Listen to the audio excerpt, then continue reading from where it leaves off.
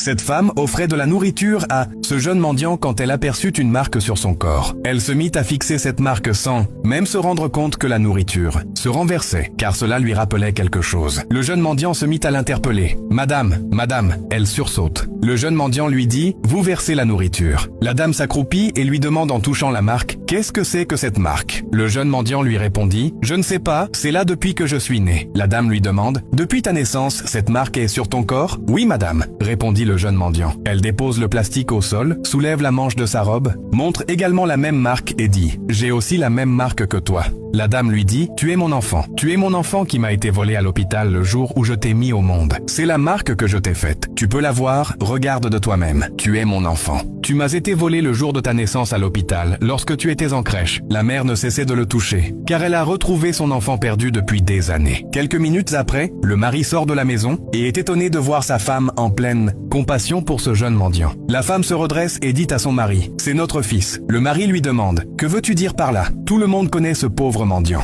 Chaque fois qu'il vient ici, on lui donne de la nourriture. Comment est-il devenu notre fils? C'est quoi cette bêtise? La femme lui dit « Il a notre marque de naissance, la marque qu'on avait faite à notre enfant quand il est né ». Le mari, surpris, décide de vérifier de ses propres yeux. Étonné, il demande au jeune mendiant « Comment as-tu cette marque ?» Le jeune mendiant lui dit « Je l'ai vue sur mon corps depuis que je suis grand ». Le mari demande « Qui est ton père et ta mère? Où est-ce qu'ils habitent ?» Le jeune mendiant, ému, répond « Je ne connais ni mon père ni ma mère ». Le mari demande « Ok, tu habites où ?» Le jeune mendiant leur dit « C'est tout juste à côté ». Le mari dit à sa femme « Allons voir là où il habite pour prendre des renseignements. Toi qui regardes cette vidéo, je prie pour toi. Que Dieu veille sur toi et sur ton bébé lors de ton accouchement, afin que ton enfant ne soit ni échangé avec celui d'autrui ni volé. Si tu reçois cette prière, laisse Amen en commentaire et continue de regarder la vidéo jusqu'à la fin. Une fois arrivé dans la maison, celui avec qui habite le jeune mendiant salue le mari et sa femme. Étonné par leur présence, il demande au jeune mendiant « Qui sont ces gens-là » Le jeune mendiant lui explique « Cette femme me donne de la nourriture chaque fois que je vais chez eux. »